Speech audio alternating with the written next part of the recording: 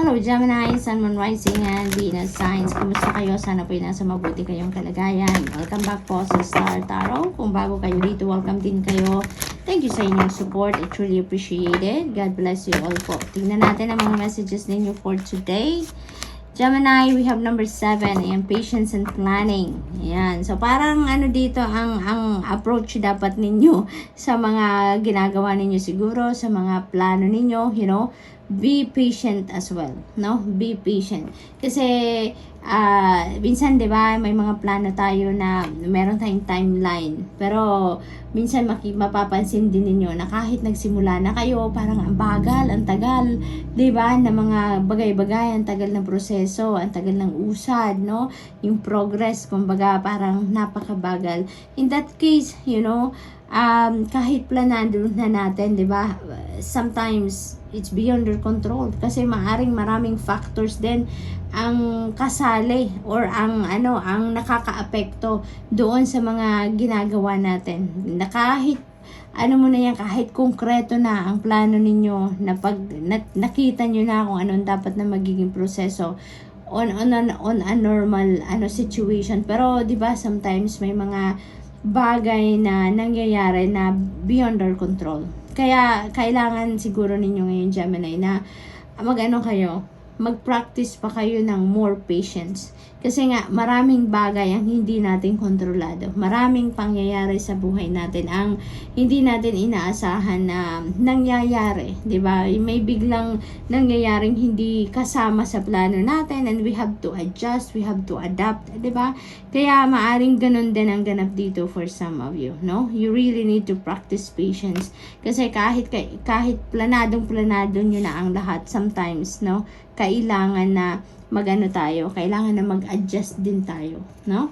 So, what else? We have number 9, material harvest. This is beautiful dahil ito naman ay return of investment ninyo. Ito na yung pagkakataon ninyo na maramdaman ninyo yung financial comfort. Ito na yung pinagsikapan ninyo, pinagpagura ninyo. Ito na yon, no? You are reaping the rewards of your hard work finally, no? Kaya mararamdaman na ninyo dito ngayon yung kasaganaan. Magkakaroon na kayo dito ng prosperity in abundance, no? Dahil sa financial gain na ito. So, what else? We have number 5. Ayan. So, most likely, ang iba sa inyo dito, Gemini, nakakaranas ng financial constraints, siguro. Nakakaranas ng financial hiccups, no? At this point. Kaya, you know, huwag kayong mag-alala, no? Dahil wala namang permanenteng sitwasyon sa buhay natin. Yun ang alalahanin ninyo. Kaya kahit may mga challenges kayo pagdating sa pangkaperahan, huwag kayong mag-alala because financial breakthrough will come in because nothing is set in stone, no? Nothing is permanent. Kaya lahat ng sitwasyon natin magbabago, no? Nagbabago. Kaya dito din, no? Maaring ito yung nararanasan ninyo. And may kasagutan agad, meron na kayong material harvest energy. So, ibig sabihin na kung ito ang kailangan ninyo, pera ngayon ang kailangan ninyo, meron dadating, no? Diba? You're going to reap the rewards of your hard work. Magkakaroon kayo ng financial gain dito. And yan ang makakasagot dito sa problema ninyo. Eh, yun ang magpapabago ng inyong sitwasyon sa inyong pangkaperahang aspeto. So, parang may sagot agad dito ang challenge na to na pinagdadaanan ninyo. Memories of love. Yan ang iba sa inyo dito. Siguro nagmumuni-muni sa ngayon. Nag-emote, no? At naaalala ninyo ngayon ang inyong mga mahal sa buhay siguro na nag-pass on the other side. Maaari din naman na nagsisindi kayo ng kandila ngayon for that loved one dahil naaalala nyo siya. So, you are offering a prayer, no? Maaring you're offering a prayer for that person. So, maaring ganun ang ganap. Pinagdadasal ninyo siya sa ngayon. Maaring you're having a conversation in prayer, no? With them sa ngayon. So, yan ang napipick up ko dyan. We have shadow. Ayan, this is about fear, no? You are about to face your fears na ngayon. So, maaring nakikinig kayo sa divine guidance. Maaring may mga takot kasi kayong nararamdaman, self-doubt, procrastination kayong nararamdaman about something. And ngayon, maaring magising kayo sa katotohanan na nothing is going to happen sa inyo, nothing is going to change, nothing is going to progress dito sa kung ano man ang mga plano ninyo, ano man ang gusto ninyong gawin if mababalot lang kayo or matatalo kayo ng fear ninyo, no?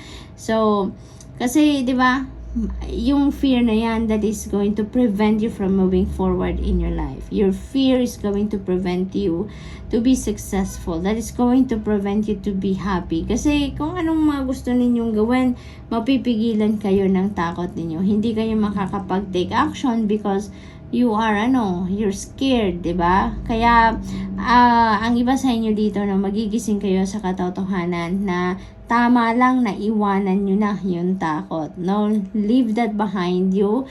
I-release nyo na yan and instead replace that with energy. Replace that with determination and drive, no? And focus kayo sa kung ano ang target ninyo, kung ano yung goals ninyo. Focus kayo doon and sa gayon ma-inspired kayo to take action para makalapit kayo sa kung ano man ang mga goals ninyo. Okay? So, that's all I have for you for today. Thank you for watching. Love and light. Namaste. Hello Libra, Sun, Moon, Rising, and Venus signs. Kamusta po kayo? Sana po nasa mabuti kayong kalagayan. Welcome back po sa Star Tarot. Kung bago po kayo rito, welcome din kayo. Thank you sa inyong support. I truly appreciate it. God bless you all po. Tignan natin ang mga messages ninyo for today. Libra, we have number 7, patience and planning. Ayan. So, yan ang pauna ninyong mensahe. Maaari ang iba sa inyo dito ngayon nasa planning stage, no? Ng kung anumang endeavor or kung ano man ang sisimulan ninyong proyekto, mga ganon siguro ang ganap dito for some of you.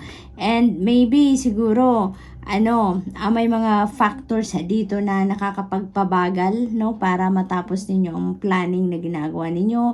Siguro may mga factors dito na medyo hindi sumasakto doon sa needs ninyo or hindi sumasakto doon sa mga timeline na hinahabol ninyo dito. Kaya iniimbitahan kayo at the same time na maging patient lang kayo.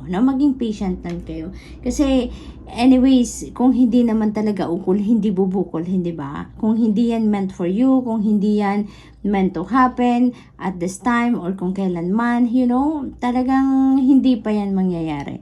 Kapag sakto na yan sa panahon, if divine timing has come for something talaga na gusto ninyong gawin, it will come. It will happen, no? Kahit hindi kayo mag-effort ng todo-todo, no? If it is divine timing already, it will happen talaga. By hook or by crook. Kung baga, mangyayari at mangyayari. Resources will come. Kung anong mga kailangan ninyo, it will come, no? Kaya, be patient. Mag-practice pa rin kayo ng patience dito, no? So, what else? We have number 1, prosperity begins. Beautiful energy, Libra. Prosperity is coming your way. Abundance is coming your way. Ito na yung simula, no, ng pagkakaroon ninyo ng prosperity and abundance sa buhay ninyo. Ito na yung simula ng pagiging maluwag, kumbaga, ng inyong sitwasyon pang kaperahan, ano? At maaring magsimula kayo dito ng bagong negosyo, bagong trabaho, mga ganon, no? So, mababago ang sitwasyon ninyo pang kaperahan, no? This is going to change your financial landscape, no? From scarcity siguro for some of you, from financial difficulties, ngayon, prosperity and abundance na ang magkakaroon kayo. Mababago na ang kalakaran ng inyong pangkaperahang aspeto, no? Maaari din na may mga financial opportunities na parating, financial blessings na parating for some of you.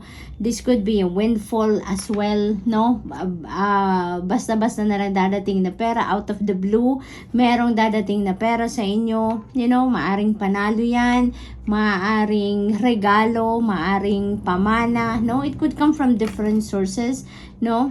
Libra, but definitely kung ano man ang dadating dito na financial breakthrough, yan ay magka-create ng pagbabago, positive change pagdating sa inyong pangkaperahang aspeto. So we also have transformation. Speaking of change, 'di ba? Definitely meron talagang pagbabago dito dahil meron tayong transformation energy. So yung transformation energy naman ito, this could be in any area of life, no? Depende sa inyong sitwasyon, no? Depende sa efforts na ginagawa ninyo, sa pinagfo-focusan ninyo dito na maaaring gusto ninyong baguhin, no? Maybe it is on a spiritual level na pagbabago, maaari din naman yan ay personal transformation din, no? For some of you, maaari din naman na sabay-sabay ninyong gagawin, no? Nagbabago kayo ng nagkakaroon kayo ng personal transformation, and maybe you're also working on something else, di ba? Na gusto din ninyong mag-create ng pagbabago sa iba pang parte ng buhay ninyo. So, maaaring ganun din ang ganap dito, no? But definitely, merong pagbabago na mangyayari dito, pangkaperahang aspeto, and personal level, spiritual level, yun din ang nakikita ko dito, no? So, we also have moving on. Napakaganda. You are moving on sa buhay ninyo. Papunta na kayo sa towards the light, towards happiness yan, towards beautiful change sa buhay ninyo. Ano na kayo, walking away kayo from what is dark, no? Yung walking away from dark circumstances na kayo. So, definitely nakahanap na kayo dito ng breakthrough, no? Sa kung ano man ang inyong problema, maaaring dark circumstances ito linked sa inyong pangkaperahang aspeto, no?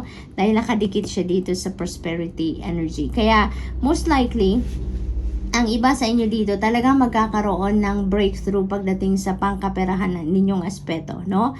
Meron talagang mga blessings and financial opportunities na dadating dito that is going to bring forth prosperity and abundance into your life. At kumbaga ito yung bagong daan or bagong path na magbubukas para sa inyo. Kasi nanggagaling kayo doon sa financial problems, siguro sa scarcity, sa sa financial difficulties, no? Maaring ganun ang sitwasyon ninyo. And ngayon, mayroon ng kasagutan ng mga problema ninyo sa pangkaperahan, no? So, kaya you are moving on from that situation, from lack, no, to abundance and prosperity. So, yun ang malaking pagbabagong mangyayari sa inyo. Because, maraming, it could have a domino effect, no? Maaring, ito, financial department ninyo ang magbabago at maraming maaapektuhan dyan, diba?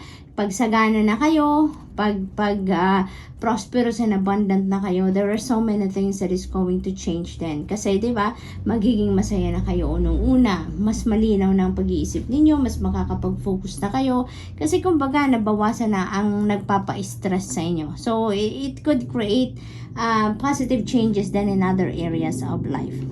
We have sacrifice. Ayan, you have sacrificed a lot, no?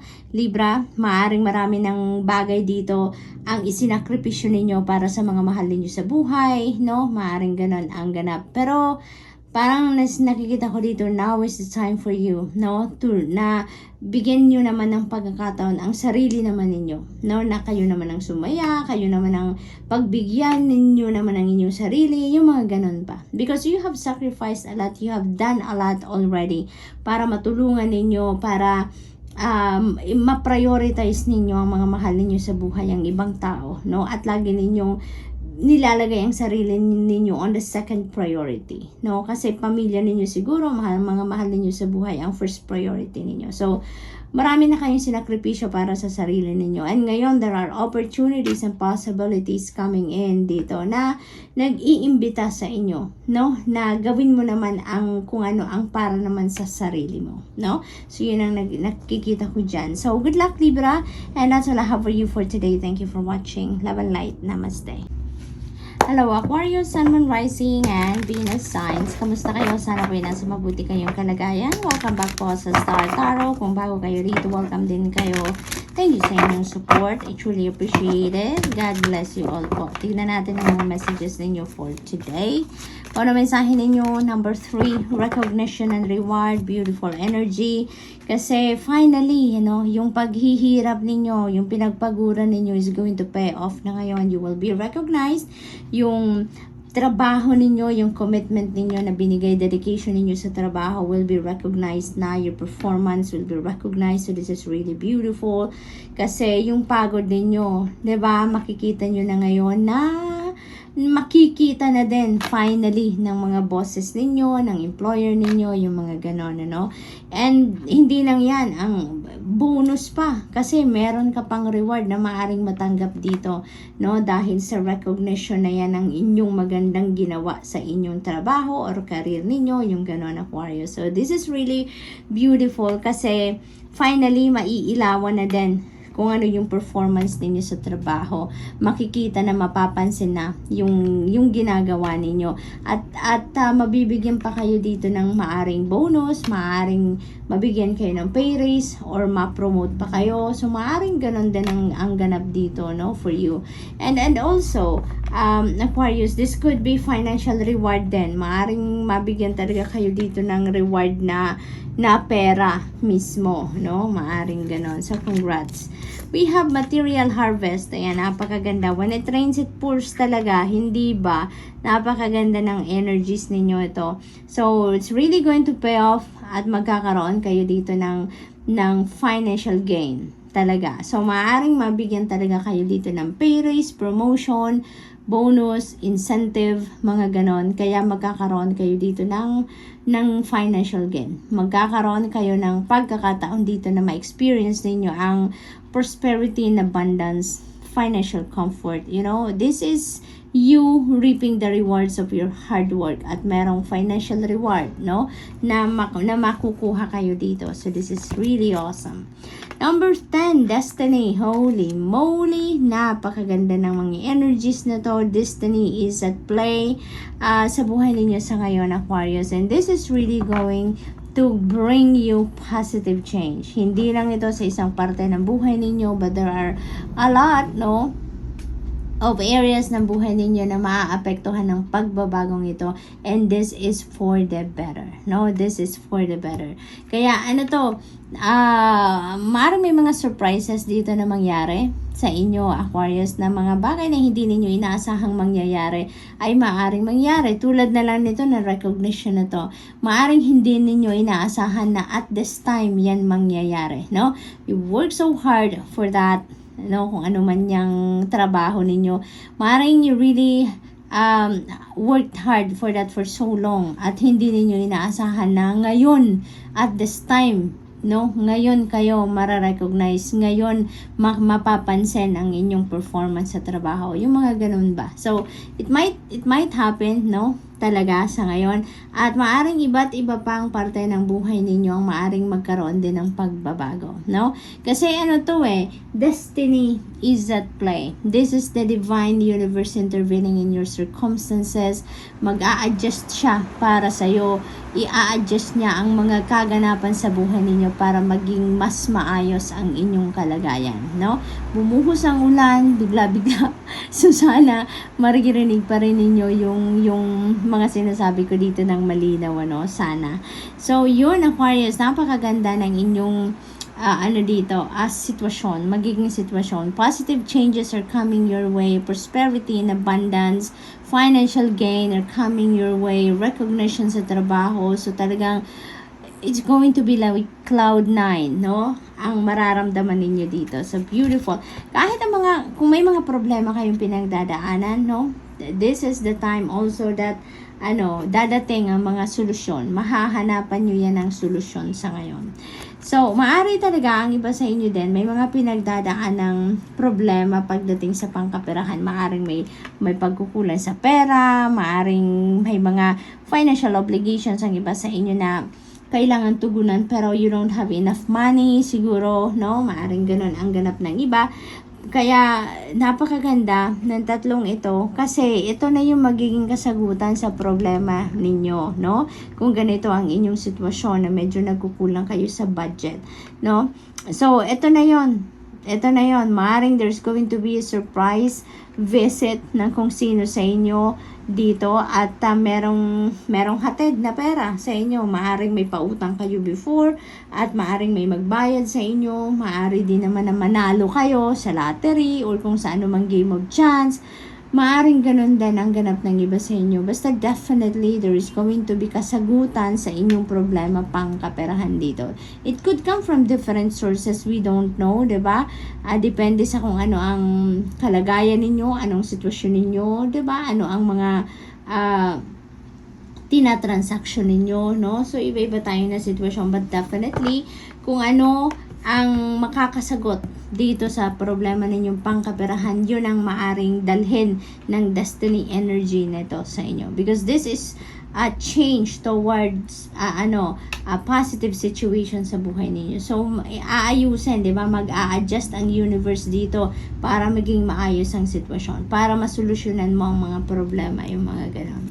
So, good luck to that. We have firm foundation. Ayan. So, ang focus ng iba siguro sa inyo dito, or magiging focus ng iba sa inyo dito, is laying a solid foundation dito in terms of your money, career, finances, in terms of your family and relationships. No? Yung mga ganon. Kasi yun yung mga major areas ng buhay natin. And maybe that is your focus sa ngayon. Ngayon na destiny is at play, parang magkakaroon kayo dito ng parang major transformation sa iba't ibang parte ng buhay ninyo, and maybe that this is part of it, no? Yung paglelay ninyo ng solid foundation sa inyong finances at sa inyong mga relationships, maaaring yun ang pinaka-focus ng iba sa inyo sa ngayon.